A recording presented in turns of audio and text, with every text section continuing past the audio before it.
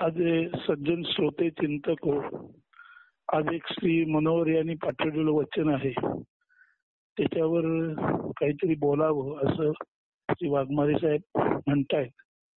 वचन आधी असं आहे, अहंकाराची वात विझण्यात मजा कळणे हेच मोठे कठीण काम आहे. पुढे लिहिलेलं आहे, बहुधा ते ज्ञानेश्वरीतील सर्व किंवा वाघमारेने ज्ञानेश्वरीतील आशय समजून लिहिलेला असावं. ते असं आहे, वाचताना सहज समजलेला भाव असा की आयुष्यात कुणावर फार काळ रुसू नये, रागवावे, भांडावे आणि जमले तर भांडण लगेच निपटून टाकावे. नाही जमले तर तो विषय तात्पुरता किंवा कायमचा वगळून बाकी बोलणे चालू ठेवावे. यात एक महत्वाचा प्रश्न उरतो की माघार कोणी घ्यावी. मौली म्हणतात, ज्याला सुखी व्हायचे आहे त्याने पहिली माघार घ्यावी. अहंकार ही सर्व नात्यांना सुरुंग लावणारी वात आहे. आपण आपल्या मनाच्या स्वास्थ्याचा विचार करावा. पुढे म्हटलेलं आहे, खरे आहे ही वात पुन्हा कधी प्रज्वलित होते ते कळतही नाही. जगत नियम त्याला हेच प्रारूप मान्य असावे. असावे म्हणजे असावे का, असा तो प्रश्नार्थक भाव आहे. तर आता याच्यामध्ये एक असा आपण थोडासा भाग बघूया की महत्वाचा प्रश्न उरतो की माघार कुणी घ्यावी. आता हा प्रश्न जर असं म्हटला तर तो प्रश्न सुद्धा थोडासा किंचित विचित्र वाटतो. कारण माघार घेणे आणि पुढाकार घेणे या दोन्ही मनाच्या अवस्था आहेत. समाजकार्यात एखाद्याने पुढाकार घेतला की त्याचा मी सुखावतो आणि एखाद्या प्रसंगी माघार घेतलं की त्याचा मी दुखावतो. म्हणजे माघार म्हणजे मीच दुखावणं आणि पुढाकार प्रोएक्टिव्ह होणं हे मीच सुखावणं. म्हणजे परत ते मीला तेल पाणी झालं नाही. तेव्हा माघार कोणी घ्यावी अशाऐवजी एवढंच लक्षात घ्यावं, स्वास्थ्यासाठी नेमकं काय करणं योग्य. आणि स्वास्थ्यासाठी म्हणताना माझ्या तुझ्या असंही नव्हे, बघायला गेलं तर एकूण स्वास्थ्यासाठी काय करणं योग्य असं त्याचं स्वरूप लक्ष घेणं आवश्यक आहे. आता हे तुम्हाला एका उदाहरणावरून सांगतो. कालच गणेश चतुर्थीच्या दिवशी आपल्या व्हॉट्सअप ग्रुप वैकीच एका ज्ञानी माणसाशी थोडस बोलणं चालू होतं.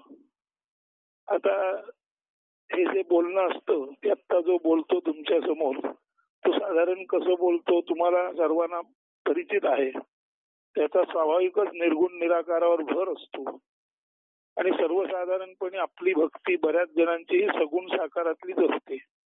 आता एखादा म्हणेल भक्त म्हणजे विभक्त नाही तो, मग भक्त नाही तो विभक्त नाही तो भक्त अशी भक्ती करायची झाली तर भक्ती ज्याची करायची ते काहीतरी दिसलं तर पाहिजे, त्याचं काहीतरी प्रारूप समजलं तर पाहिजे. आपण अशी अधांतरीच भक्ती करू शकतो का असा एखादा प्रश्न विचारेल. त्याचं उत्तर यथावकाश आपल्याला मिळेल. तर नेहमीप्रमाणे सुरुवात झाली आणि त्या बाजून आलं, तुमच्याशी बोललं की एकदम आपण योग्य मार्गावर असल्याचं जाणवतं. तुमच्याशी बोलताना आमच्या मनात जे उत्कट भाव असतात त्या भावांना तुमच्याकडून एक तऱ्हेचा स्पर्श होतो, त्या भावना आंदोलित होतात वगैरे असं छान छान छान छान म्हणजे गुड्डी बोलणं ते होतं. ठीक आहे, ते खरं बोलणं होतं, त्यामुळे त्याच्याबद्दल आपल्याला काही समस्या असायचं कारण नाही. पुढे मग एका ठिकाणी स्वाभाविकपणे विचारलं गेलं, म्हणजे आत्ता बोलतोय त्याच्याकडून, की जो संत एका लंगोटीवर राहिला आणि ज्या संताने निरपेक्षपणे स्वतः फकीर राहून नंगा राहून जगाला पूर्ण सुख दिलं, असे अनेकानेक संतांच्या देवळात जाऊन ज्याने कधी पोशाख परिधान केला नाही, त्याला सोन्याचे चांदीचे पोशाख वस्त्र प्रावरण झाल्यानंतर कोण फिटे देतो, पगड्या देतो. आता हा भाव कधी आपण तपासून पाहणार का नाही पाहणार.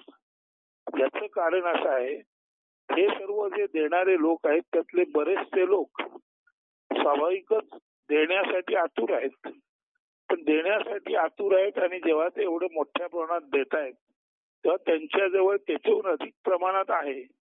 कोणीच काही आपलं सर्व देऊन फकीर बनत नाही आणि कोणीच काही आपलं सर्व देऊन फकीर बनत नाही. त्यामुळे असा देणारा सुद्धा पूर्ण सुखी कधी नसतो. आणि ज्याने केवळ आणि केवळ भगवंताचं ज्ञान, प्रेम आणि भगवंताबद्दल दिशा दिग्दर्शन करण्यासाठी आपलं जीवन घालवलं, समजा श्री साईंसारखे शिर्डीचे महाराज आहेत, तसं त्यांच्या देवळात मात्र जाऊन ज्याला आपण म्हणतो करोडे रुपये खर्च होतात, दागिने दिले जातात, सोन्याचे याचे, आता देणारा देतो, त्याबद्दल बोलणाऱ्याचा आक्षेप काही नाही. पण आपण हे कधीतरी समजून घेणार का, जेव्हा कृष्णमूर्ती म्हणतात happy is the man who is nothing, जो काहीच नसतो तोच खरा आनंदी माणूस. सुखी माणसाचा सध्या आपण ऐकलेला असेल, तोच सुखी आहे, ज्याच्याजवळ सदराच नाही तोच सर्वात सुखी आहे.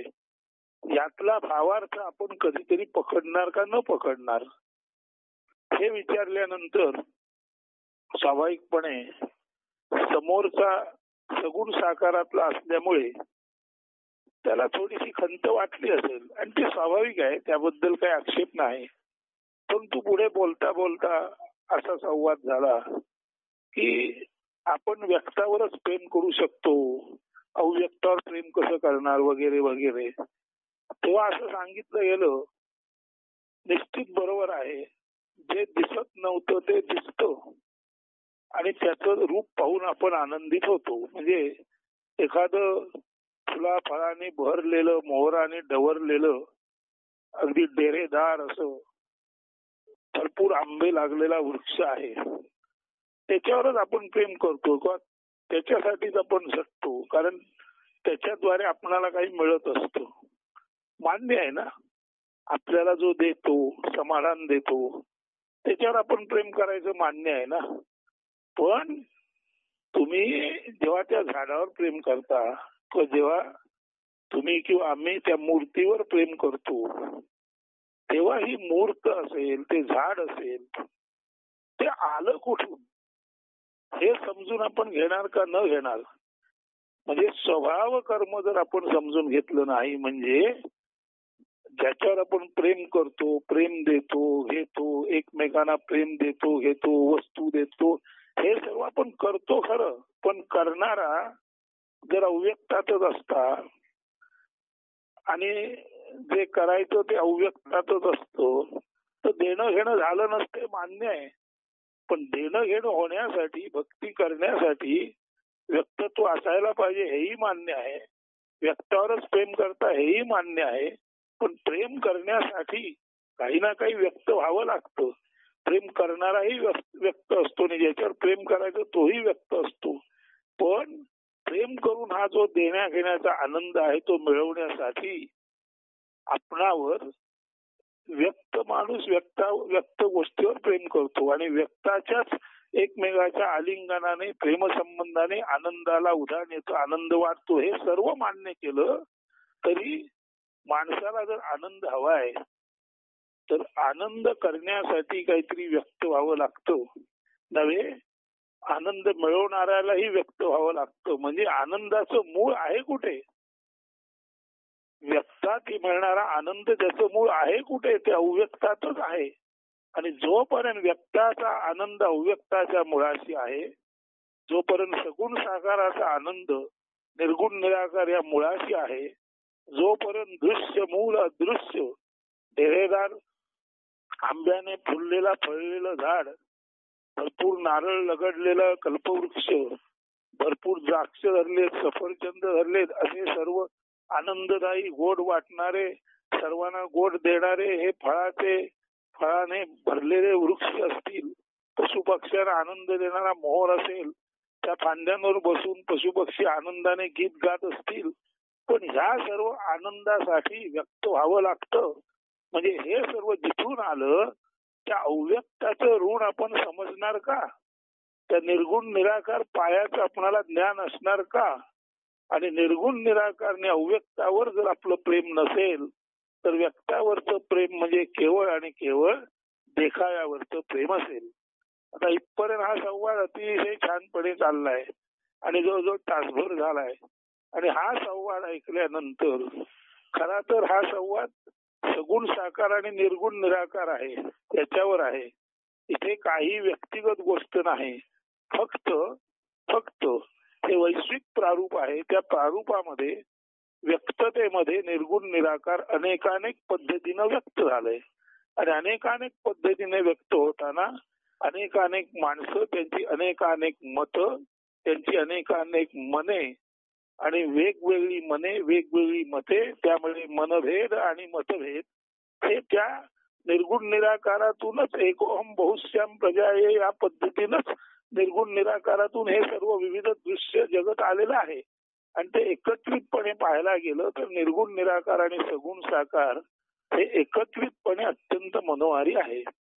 हे सांगायचा प्रयत्न असताना जर हे विधान व्यक्तिगत पातळीवर घेतलं गेलं तर तासभर चाललेली चर्चा असते तेव्हा समोरच्या बाजून असं विचारलं जातं, एवढं सर्व जर आहे हे तुम्हाला कळतंय, मग सांगण्यासाठी अट्टहास कशाला?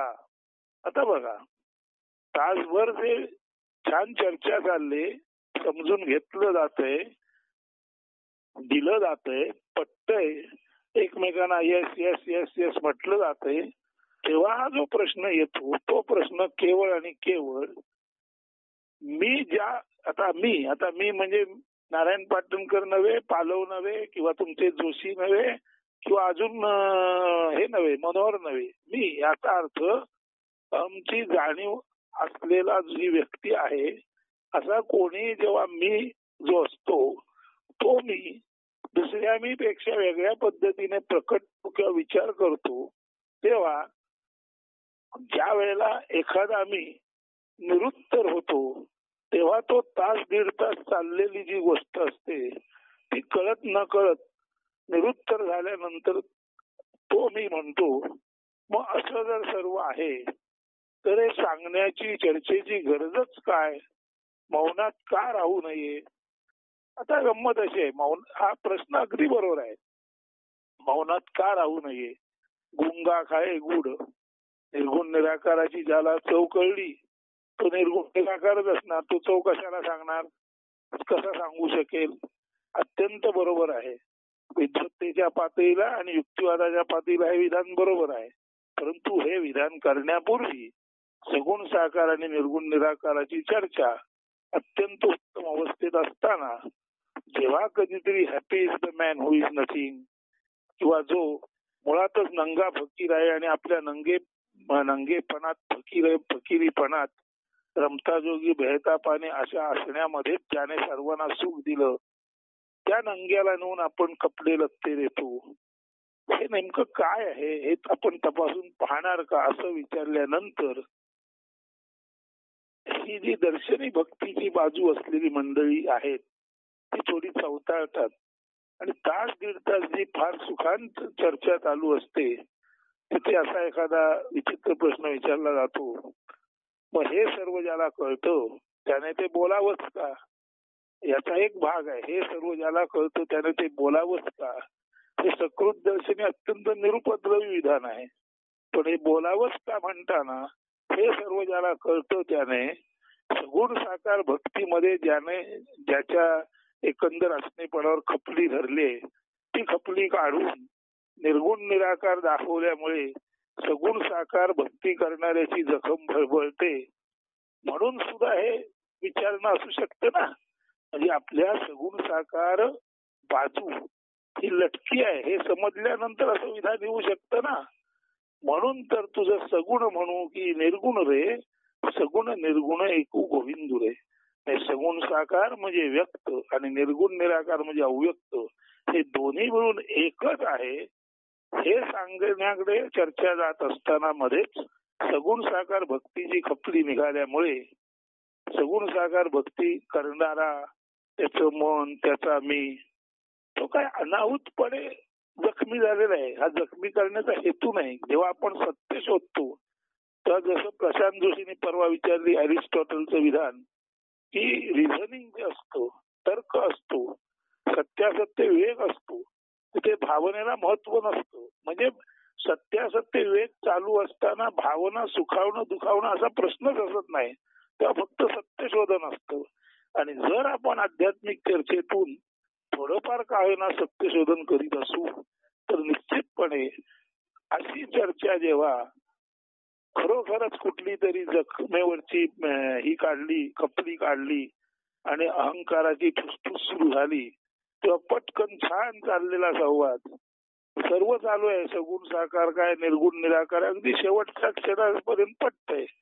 परंतु जर निर्गुण निराकार समजून न घेताना, happy is the man who is nothing हे तत्व समजून न घेताना, सुखी माणसाचा सल्ला म्हणजे काय समजून न घेताना आयुष्यभर जो फकिरी जीवन जगला, जसा दत्त आहे त्रिगुण देऊनी जग नटविले, त्याची गुणासंगे जीव जगी जन्म आले, गुण तैसे आकार विविध भासती, तरी त्यांचे मूळ दत्त दिगंबर असती. एक दत्त ही असं दैवत आहे, रूपक आहे की जो लोकांना सतत देत असतो आणि देऊन तो रिकामा होतो. पण तरी समजा परत नारायण पाटणकर गेला काहीतरी दे तरी तो देणार. म्हणजे देऊन रिकामा झाला तरी सुद्धा नवीन कोण आला तरीही तो त्याला देणार. पण स्वतः मात्र रिकामाच राहणार, फकीरासारखाच राहणार, नंगाच राहणार. हे ते स्वरूप आहे happy is the man who is नथिंगचं, किंवा हे ते स्वरूप आहे सुखी माणसाच्या सदऱ्याचं. हे पटवून देत असताना, हा मुळाचा बोध देणं चालू असताना, तो मुळाचा बोध घेण्यासाठी नेमकी जी आडकाठी येते ती दुसरी तिसरी काही नसून सगुण साकार भक्तीमध्ये एक तऱ्हेच अर्धी गोष्ट मान्य केलेली असते की जे जे वर आलं ते तेच प्रेम करण्याजोगं, तेच तेच समजून घेण्याजोगं, त्याच्या मुळाशी काय आहे ते समजून घेण्याची गरज नाही. पण असं होत नाही. जोपर्यंत तुम्हाला मूळ सापडलं नाही तोपर्यंत तुम्हाला सगुण साकाराची मजा कळत नाही. म्हणूनच तुकाराम महाराज म्हणतात की त्यांना मूळ सापडलं आणि आता आपोआप अनायसे फळ आलं. तुका म्हणे आम्हा सापडले मूळ, तुका म्हणे आम्हा सापडले मूळ, आणि पुढे काय म्हणतात, त्यामुळे अनायस फळ आमच्या हाती आलं. हे जेव्हा तुकाराम म्हणतात आणि हे जेव्हा अशी सगुण साकारातली माणसं वाचतात तेव्हा ती जर मनाने मोकळी नसतील, त्यांना सत्य शोधन, सत्यासत्य विवेक, निरक्षर विवेक, सत्य शोधन हेच महत्वाचं नसेल तर तेव्हा अशी ज्याला आपण म्हणतो दोन पाकळ्या मिळून शेंगदाणा होतो, तसं सगुण साकार आणि निर्गुण निराकार मिळून हे ब्रह्मरूपी द्विदल, म्हणजे द्विदल असलं तरी खरं एकच आहे. त्यातलं एक सगुण साकार आणि एक निर्गुण निराकार अशी ती दोन दल आहेत. पण प्रत्यक्षात जे एक दल ब्रह्म आहे, एकम एव द्वितीयम नास्ती असं ते ब्रह्म आहे. त्याच्यात सगुण साकार आणि निर्गुण निराकार ह्या शेंगदाण्याच्या दोन पाकळ्यांसारख्या दोन पाकळ्या आहेत. आपण शेंगदाणा खाताना एक बाजू खाल्ली आणि दुसरी बाजू खाली पडली, म्हणजे शेंगदाणा खाता खाता अर्धा शेंगदाणा खाल्ला, अर्धा खाली पडला, तर पटकन तो उचलून पण आपण खातो ना. म्हणजे त्याचा अर्थ शेंगदाणा पूर्ण खाल्ल्याशिवाय जसं समाधान मिळू शकत नाही, तसंच सगुण साकार आणि निर्गुण निराकार यांचं पूर्ण त्याच्या पूर्णतेपर्यंत गेल्याशिवाय खरं खुरं समाधान मिळू शकत नाही. आता हे सांगायचा इतका स्वच्छ सुंदर हेतू असताना तास दीड तास जी छान चर्चा चालू असते तेव्हा त्या दुसऱ्या बाजून विचारलं जातं, मग हे सारे सांगणे आवश्यक आहे का? ज्याला ते कळले त्याने ते अवलंबावे. आता कळले त्याने ते अवलंबावे म्हणताना आम्हाला कळून घ्यायची इच्छा नाही असं सुचवलं जातं. हीच तर गंमत आहे. आपणाला पूर्ण गोष्ट समजून घ्यायची इच्छा नसते तेव्हा अर्धवट गोष्ट समजलेली माणसं कळत न कळत दुखावली जातात. ती कळत न कळत दुखावली जातात आणि ते एखादा उपरोधिक प्रश्न विचारतात, हे जर असं तुम्हाला समजलं आहे तर समजलेलं आहे ते आपण समजून त्याची मजा घ्यावी ना, लोकांना का समजवायला जावे? म्हणजे सत्य जर आपण समजवायला गेलो तर अर्धवट सत्य धरलेल्या लोकांना पूर्ण सत्य दुखावतं. आता सत्य दुखावतं, सत्य हे दुःख आहे की सत्य पूर्ण समजून न घेणं हे दुःख आहे? याचा जर आपण चिंतन केलं तर माणसाला तुका म्हणे आम्हा सापडले मुळ आपणाची फळ आले हाता, असं मुळापर्यंत जाण्याची इच्छा नसते. आणि जी माणसं मुळापर्यंत जात नाहीत त्यांना मूलभूत समाधान मिळत नाही. आता हे सर्व प्रश्न झाल्यानंतर हे सर्व जर आहे तर मग ते आपण आपल्याशीच ठेवलेले बरे, मौनात राहणं चांगलं, इतरांना सांगण्यात काय अर्थ आहे, हे शेवटच्या काही सेकंदात म्हटलं गेलं. त्याच्या आधी तास दीड तास संवाद चालू होता. मग असा एका सेकंदात एवढं काय झालं क्रांतिकारी की हा संवाद बंद पडला? तर ते एवढंच झालं की पूर्ण सत्य जाणण्यासाठी जर माणूस आतुर नसेल तर त्याला तर्क निरक्षर विवेक हा करायला जमत नाही, झेपत नाही. आणि दुसरा कोणी सांगायला गेला तर त्याला मी स्वाभाविक म्हणत नाही, पण तो स्वाभाविक दुखावला होतो. म्हणजे काय, आतापर्यंत त्याचा जो स्वचा भाव आहे तो फक्त आणि फक्त उमटलेल्या दृश्याबद्दलच जागृत असतो. पण उमटलेलं जिथून आलं ते कुठून आलं ते समजून घेणं म्हणजे स्वभाव कर्म समजून घेणं. म्हणजे जागृत गोष्टीबद्दल उत्सुकता असणं ठीक आहे, पण हे वर आलं ते कुठून आलं, ही जेव्हा उत्सुकता पूर्ण होते तेव्हा उघड आणि गुप्त, सगुण साकार आणि निर्गुण निराकार, ओपन अँड हिडन, या दोन्ही गोष्टी जेव्हा नीट कळतात तेव्हाच खऱ्या अर्थाने तत्वाचं ज्ञान, सत्याचं ज्ञान होतं. आणि ते घेण्यासाठी माणसं तितकी तत्पर नसतात. त्यामुळे माणसं बराच काळ ऐकतात आणि एखाद्या क्षणी फटकून ती बोलून जातात की मग असं जर आहे तर जे तुम्हाला कळलेलं आहे निर्गुण निराकार तत्व, आणि तुम्ही म्हणता अजून जे लोकांना कळलं नाही ते सांगण्याचा अट्टहास कशासाठी? तर तो अट्टहास यासाठीच आहे की जे सत्य आहे ते सत्य सत्य वाचे, सदा सर्वदा सत्य वाचे धरावे. वाचेतून सत्य असावं, जीवनात अंमलात सत्य असावं, आणि सत्य सोडून किंचितही उणं काही असू नये. हे जेव्हा सांगितलं जातं तेव्हा पूर्ण सत्याचंच भजन करावं लागतं.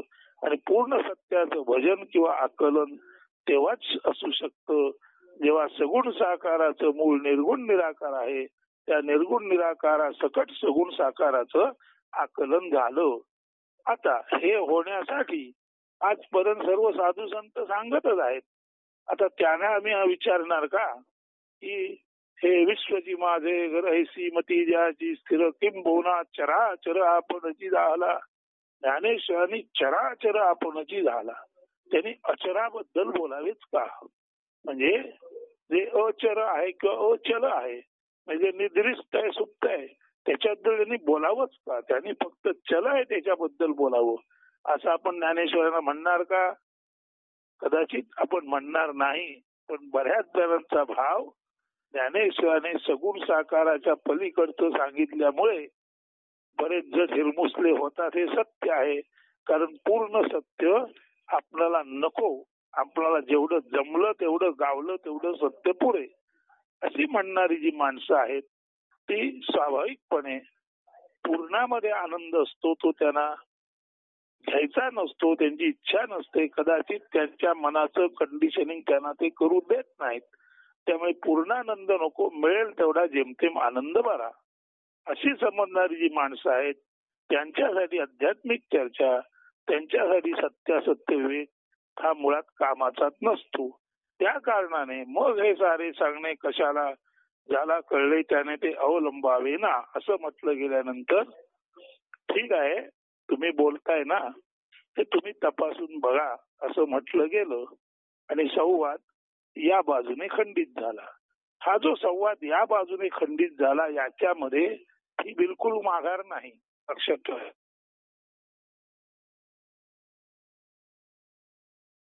अत्यंत तळमळीने आणि अत्यंत आतुरतेने ज्ञान द्यायला उत्सुक असलेले ज्ञानेश्वर किंबहुना चराचर आपणची झाला म्हणताना जर नारायण पाटणकर म्हणेल किंबहुना चर आपणची झाला, इथेच ज्ञानेश्वरांनी थांबायला पाहिजे होतं. अचराबद्दल त्याने बोलावंच का? आणि चर आणि अचर मिळून विश्व होतं हे कसं काय? जे विश्व दिसतं त्याला जग म्हणतात ना, मग दिसत नाही त्याला जग कसं म्हणावं? पण तसं नसतं. जे दिसणारं असतं त्याच्या पायाशी न दिसणारं असतंच. दिसणारी इमारत असते, न दिसणारा पाया असतोच. त्यामुळे दिसणाऱ्याचं आणि न दिसणाऱ्याचं ज्ञान घेतल्याशिवाय किंबहुना चराचर आपणची जाहला हे विधान ज्ञानी माणसातून येणार नाही. आणि हे विधान समजून घेण्यासाठी दृश्य मूल दृश्य, सर्व दृश्याचं मूळ दृश्य असतं हे समजून घेईपर्यंत अध्यात्मातला पूर्ण आनंद मिळणार नाही. यासाठी ही सर्व खटाटोप संत महंत करीत असतात आणि त्यांना आकलून घेताना, त्यांचं आकलन करताना पूर्णानंदासारखी झटणारी माणसं आत्ता बोललो तसं बोललं जातं आणि आम्हाला आहे त्याच्यात समाधान आहे म्हणणारी माणसं सर्वसाधारणपणे खाऊन पिऊन 2 वेळा झोपून मधुकुल्या करून ते आपण घृतकुल्या मधुकुल्या म्हणतो, 2 वेळा खाऊन पिऊन झेपून तब्येत सांभाळून ठीक आहे आमच्यानबा एवढंच होणार. पण आमच्यानबा एवढंच होणार हे प्रामाणिक म्हणणं फार चांगलं आहे.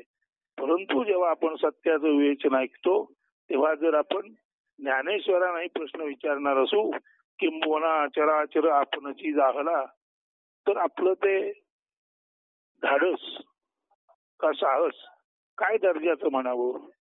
ते ज्ञानी माणसाचं वागणं आहे का कुणाचं आहे ज्याने त्याने समजून घ्यावं. आता इथे सुद्धा ज्ञानेश्वरांचं उदाहरण देणारा स्वतःची कुणाशीच तुलना करत नाहीये, ध्यानात ठेवा.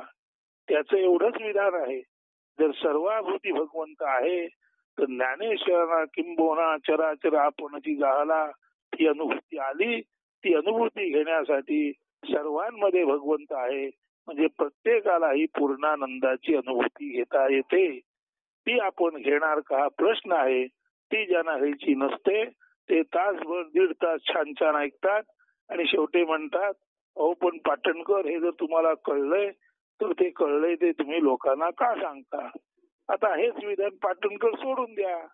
ज्ञानेश्वरांना त्यावेळी कदाचित अशाच काही माणसांनी विचारली असतील, ज्ञानदेव महाराज तुम्हाला पूर्ण सत्य कळलंय पण ते पूर्ण सत्य आम्हाला सांगून तुम्ही आम्हाला आमच्यात बेचैनी का निर्माण करता. प्रश्न बेचैनी निर्माण करणं किंवा अहंकार निर्माण होणं किंवा स्वार्थ प्रवृत्त होणं, प्रश्न माघार घेण्याचा नसतो, प्रश्न पुढाकार घेण्याचा नसतो. प्रश्न एकच असतो, ज्याला जे पूर्णत्वाने कळतं ते त्याला पूर्णत्वाने त्यासाठी कळतं कारण त्याच्याद्वारे ते इतरांपर्यंत जावं. म्हणून एवढंच बोललं गेलं. त्या फोनच्या वेळेला आपण जे आता शेवटचं विधान केलं ते विधान आपण तपासून पाहावं विनंती आणि फोन बंद केला. आता फोन बंद केला म्हणजे डायलॉग तुटला का डायलॉग नाही तुटला, तिथून पुढे त्या क्षणी डायलॉग शक्य नाही. आता तो डायलॉग त्या व्यक्तीशी परत होईल का न होईल याच्यापेक्षा तो डायलॉग पूर्णाचा असल्यामुळे जेव्हा कधी हा डायलॉग होईल तो डायलॉग जरी इथून बोलणारा तसाच पूर्णाबद्दल बोलला आणि समोरच्यातील जर एखादा फक्त सगुण साकारातच अडकून बसला आणि तो दुखावला तर त्याला पूर्णाचा इलाज नसतो. परमेश्वर असो ब्रह्म असो ते पूर्णत्वाने प्रकटतं आणि पूर्वत्वाने प्रकटल्यानंतर कोणी सुखावला किंवा कोणी दुखावला तरी ब्रह्माशी त्याचा संबंध नसतो.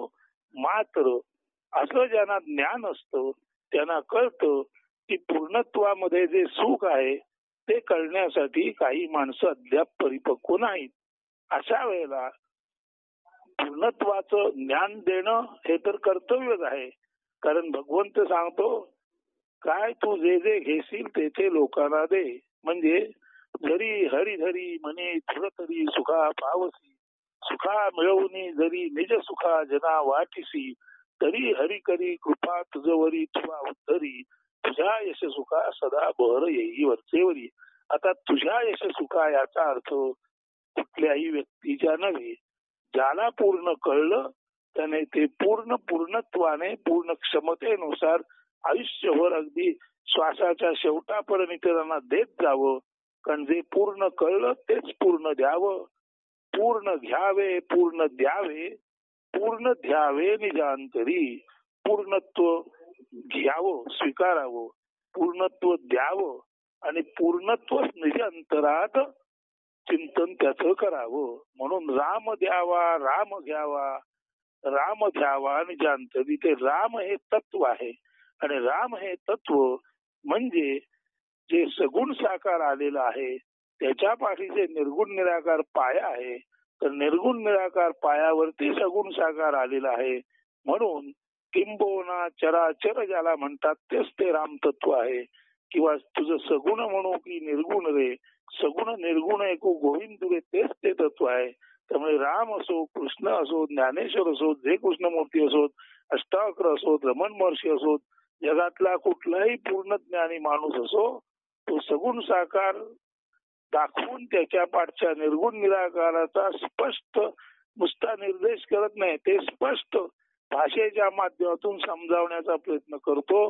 कारण जर मूळ गावलं तरच अनायसे फळ हातात येतं. नाहीतर झाडावर चढा, जमलं नाही चढता तर शिडी आणा, नाहीतर दगड मारा, 2 आंबे पाडा. त्यापेक्षा तुका म्हणे आम्हा सापड रे मुळ, आपणाची फळ आले आता. ज्याला मूळ गावलं त्याच्या हातात पूर्ण फळ आलं. म्हणून ज्याला पूर्ण गावलं त्याला पूर्णाची अनुभूती आली. आणि अशी अनुभूती ज्यांना येते ती अनुभूती ते लोकांना द्यायला यासाठी आतुर असतात. कारण तेच तर खऱ्या अर्थाने जगत नियंत्याला मान्य आहे. आता प्रश्न असा आहे, खरे आहे ही वाद पुन्हा कधी प्रज्वलित होते हे कळतही नाही. आता याचा अर्थ असा आहे, समजा आता हे सांगितलं गेल्यानंतर जर कुणाला आवडलं, कोण साधू साधू म्हणालं, तर हा जो सांगणारा असतो तो जोपर्यंत सांगतोय तोपर्यंत त्या मोशन मध्ये असतो, म्हणजे पूर्णत्वाच्या मोशन मध्ये असतो, म्हणजे तो समाधीमध्ये असतो. आणि समाधीतून जेव्हा तो बाहेर येतो तेव्हा तो जागृत जीव म्हणून होतो. म्हणून समाधी बाह्य आल्यानंतर जीवदशा सुरू होते. आणि जीवदशा सुरू झाली की परत अहंकार निर्माण होतो. हे जरी सत्य असलं तरी सातत्याने जो समाधी दशेत राहायचा प्रयत्न करतो त्याचा अहंकार निश्चितच निश्चितच निश्चितच पूर्णपणे नाहीसा मृत्यूपूर्व जीवनात झाल्याखेरीज राहत नाही, हे समजून घ्यावे.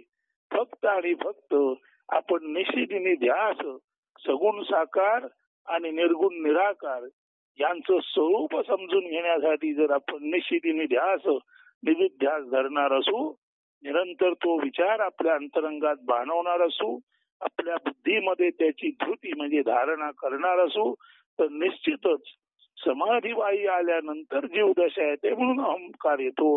परंतु जोपर्यंत ध्यान धारणा समाधी यांचा संयम म्हणजे ध्यान धारणा समाधी ही जोपर्यंत एकत्वाने चिंतन करणाऱ्याच्या हृदयात चालू आहेत तोपर्यंत अहंकार नसतो.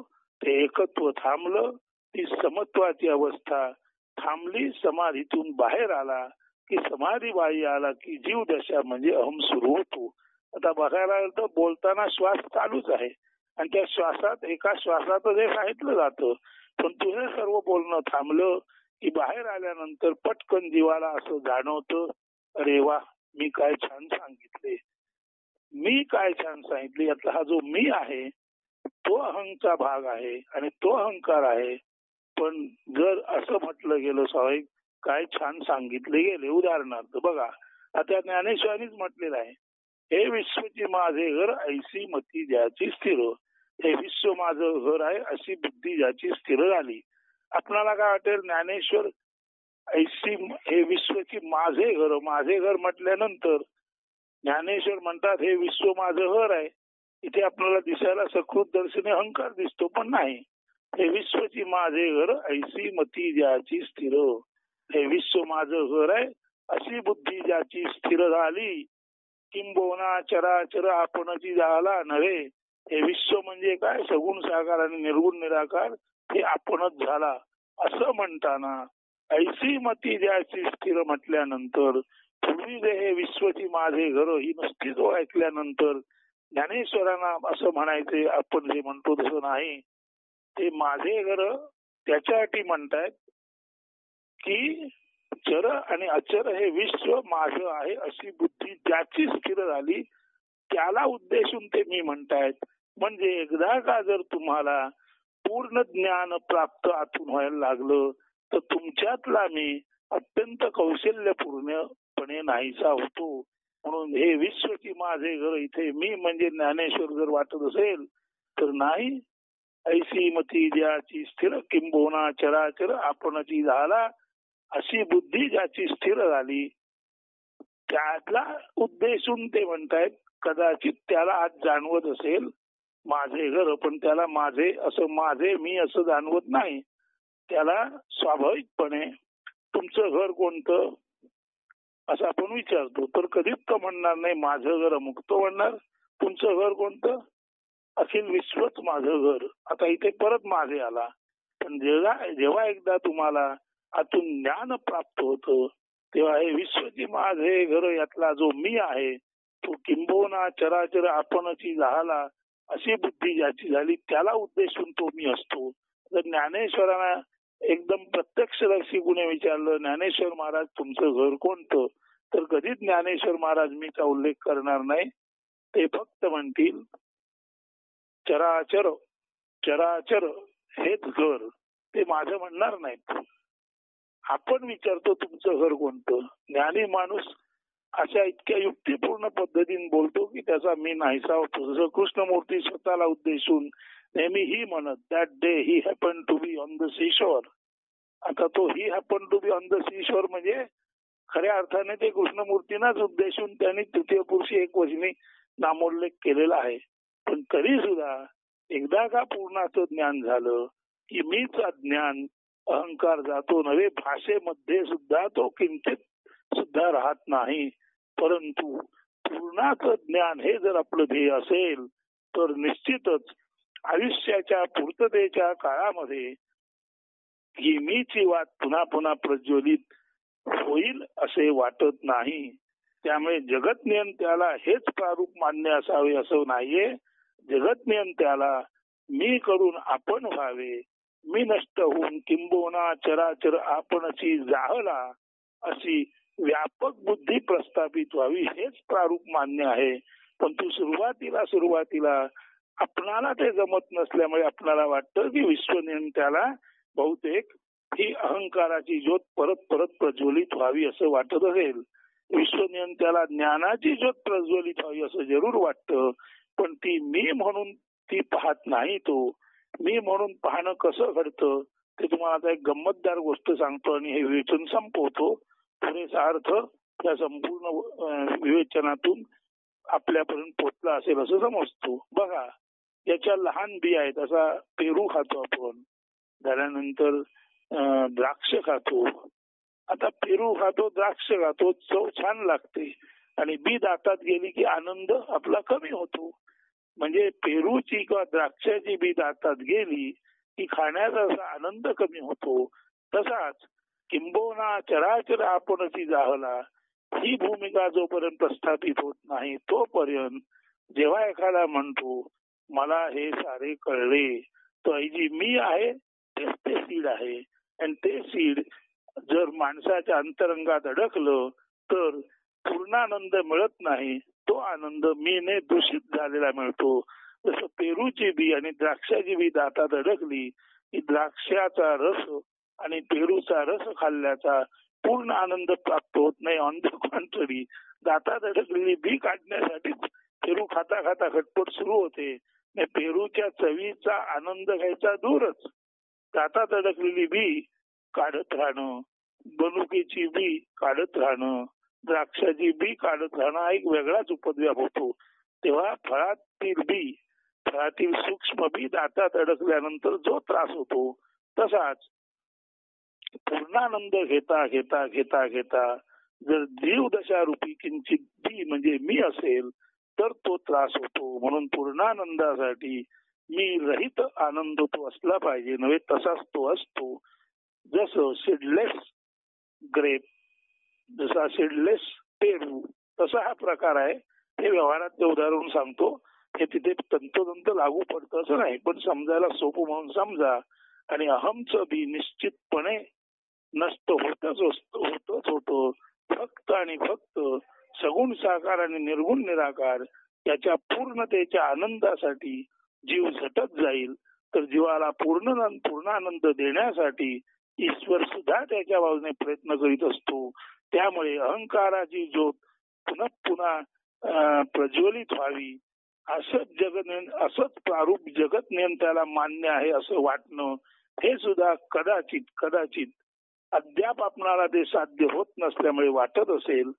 थोडक्यात म्हणजे ज्या टप्प्यापर्यंत आपण आलो त्या टप्प्यापर्यंत आपल्याला सर्व साध्य वाटतं आणि पुढच्या टप्प्याबद्दल आपण संशय निर्माण करतो. म्हणजे आपणाला त्याबद्दल शंका निर्माण होते. तशीच काहीशी शंका काही प्रमाणात का होईना ही असू शकते. अहंकाराची वाट पुन्हा पुन्हा प्रज्वलित होणे हेच जगत नियंत्याला मान्य आहे असं समजायची मुळीच आवश्यकता नाही. अस्तु. धन्यवाद.